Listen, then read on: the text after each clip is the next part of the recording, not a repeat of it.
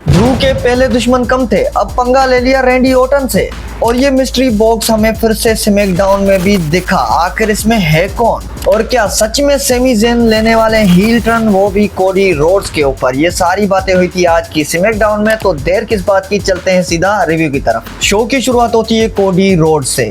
हाँ तो दोस्तों, किसकी बात करें? कोडी रोड्स ने जैसे ही ये बोला तभी वहाँ पे आ जाते हैं जैकब फाटू। तू आज यहाँ खड़ा ना होता अगर ड्रू ने तेरी हेल्प ना की होती। मैंने तुम्हें और सेमी ज़ेन दोनों को लपेट लिया था, लेकिन अब मुझे मसला तुमसे नहीं है, अब है ड्रू मैकिंटायर से। तो ड्रू मैकिंटायर, अपना पिछवाड़ा ला इधर। जैकब जैकब जैकब, मैं समझता हूँ तू फ्रस्ट्रेटेड है, लेकिन ड्रू को मैंने आज छुट्टी दे दी क्योंकि वो WWE चैंपियन है, एलिमिनेशन चेंबर भी आने वाली है और रेसलमेनिया भी आने वाली है, तो उसके लिए मैं कोई रिस्क नहीं लेना चाहता। तो एक काम करो, ये प्रोमो टाइम है कोडी रोड्स का, तुम उसको दे दो। चलो मेरी ऑफिस में हम बैठ के बात करते हैं कि ड्रू के साथ करना क्या है। हर जगह मेरी बातें हो रही है और जैकब भाई तू कुछ ज्यादा नहीं बोल रहा। तभी वहाँ पे दोस्तों जैकब फाटू ने अपना कंट्रोल खो दिया। वो जा रहे थे ड्रू को मारने, लेकिन सिक्योरिटी उसको रोक लेती है। फिर वो सिक्योरिटी को भी मारने लग जाता है। तभी जनरल मैनेजर उसको समझाता है कि भाई बैक स्टेज चल, हम प्यार से बैठकर बात करते हैं। तभी जैकब फाटू वो मान जाता है। सारे लोग अगेंस्ट है मुझसे क्योंकि मैं चैंपियन हूँ, सारे लोग जलते हैं मुझसे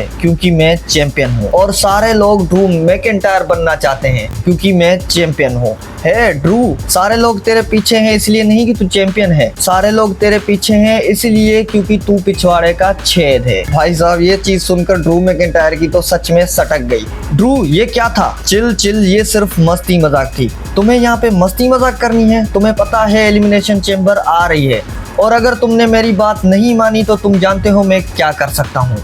चिल चिल, ऐसा कुछ नहीं करो, मैं जा रहा हूँ। फिर दूसरी तरफ बैक स्टेज में कोडी रोड्स मिले सेमी ज़ेन से। मैं जानता हूँ तू रॉयल रंबल नहीं जीता, मैं जानता हूँ तू एलिमिनेशन चेंबर में भी नहीं आया, लेकिन तू टेंशन नहीं ले, तू है सेमी ज़ेन। हाँ मैं तो हूँ सेमी ज़ेन, लेकिन तू गद्दार है। लास्ट वीक मैंने तेरी हेल्प की जब ड्रू तुझे मार रहा था, मैंने तेरी हेल्प की, पर तूने क्या किया? तूने मौके का फायदा उठा के मुझे क्रॉस रोड्स मार दिया। तूने मेरी पीठ पे खंजर भोंका है। भाई साहब उसको खंजर नहीं बोलते, उसको मौके का फायदा उठाना बोलते हैं, जो तू नहीं उठाता, तभी तो तू चैंपियन नहीं बन पाया। अच्छा चैंपियन बनना है? तू तो सबका गोल्डन बॉय है, और मैं जहाँ भी पहुँचा हूँ अपनी मेहनत से पहुँचा हूँ, और आगे भी मैं मेहनत करता आऊंगा। तुझे क्या लगता है मैंने कुछ नहीं किया? तुझे याद है 3 स्टेजेस ऑफ हेल में मेरे साथ क्या हुआ था?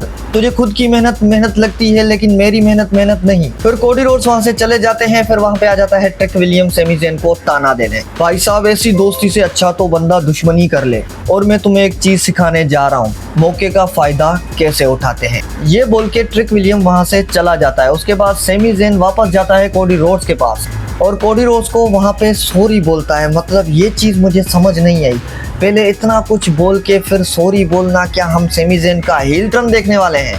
और भाई अगर ऐसा हुआ तो रेसलमेनिया एपिक बन जाएगी। फिर बैक स्टेज में हमें रैंडी ऑर्टन दिखे, और रैंडी ऑर्टन के साथ दिखे एलिस्टर ब्लैक, जहां पे उनका मैच भी सेट हो जाता है आज की स्मैकडाउन के मेन इवेंट में। वहीं नेक्स्ट मैच होता है इलिया ड्रैगुनोव वर्सेस टामा टोंगा के बीच में, जिसको टामा टोंगा इजीली डिस्ट्रैक्शन की मदद से निकाल लेते हैं। उसके बाद इलिया ड्रैगुनोव ने अटैक कर लिया सोलो सिकोआ के ऊपर, लेकिन 5-on-1 के चक्कर में इलिया ड्रैगुनोव फंस जाते हैं। उस चीज को देखकर मैट कार्डोना आते हैं इलिया ड्रैगुनोव को बचाने, लेकिन वो भी फंस जाते हैं। फिर मैट कार्डोना के बाद वहां पे आ जाते हैं अपोलो क्रूज, लेकिन उनका भी कुछ नहीं होता।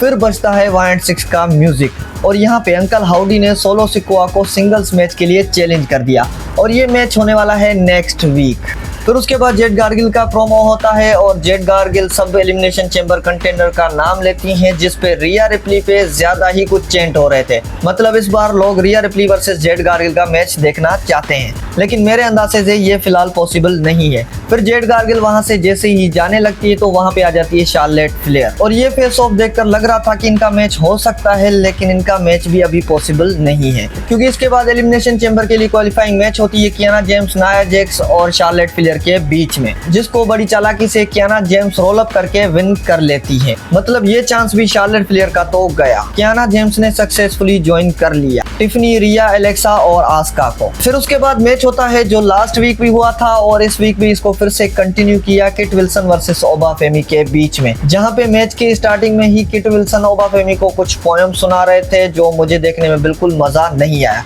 फिर तो उसके बाद तो ओबाफेमी ने किट विल्सन को तोड़ ही दिया। वहीं नेक्स्ट मैच होता है टिफनी और एल्बा फायर के बीच में। अब इस मैच का कराने का क्या फायदा था, मुझे कुछ समझ नहीं आ रहा, जिस मैच को इजीली टिफनी स्ट्रेटन विन कर जाती है। फिर एलिमिनेशन चेंबर के लिए क्वालिफाइंग मैच होता है डेमियन प्रीस्ट, कार्मेलो हैव्स और ट्रिक विलियम के बीच में, जिसको चालाकी से ट्रिक विलियम्स जीत जाते हैं। और भाई मुझे पता ही था कि एलिमिनेशन चेंबर में ट्रिक विलियम आएगा।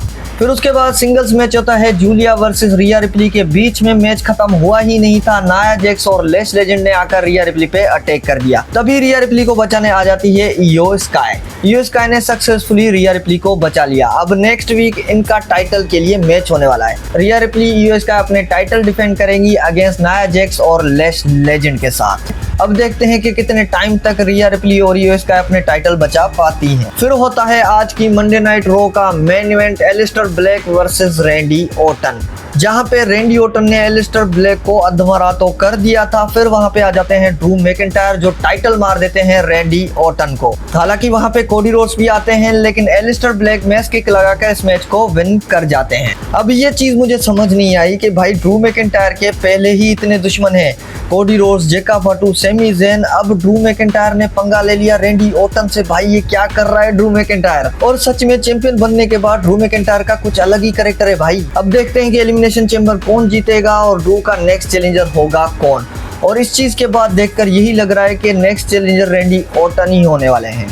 अब बात करते हैं मिस्ट्री बॉक्स की, जिसको हमने मंडे नाइट रॉ में देखा, फिर आज स्मैकडाउन में देखा। आखिर इसमें है कौन? तो काफी ज्यादा रिटर्न के रूमर्स आ रहे हैं। इसमें क्रिस जेरिको भी हो सकते हैं, सेथ रोलेंस भी हो सकते हैं, और क्या पता इसमें एजे स्टाइल भी हो। अब ये कंफर्म होगा हमें एलिमिनेशन चेंबर में।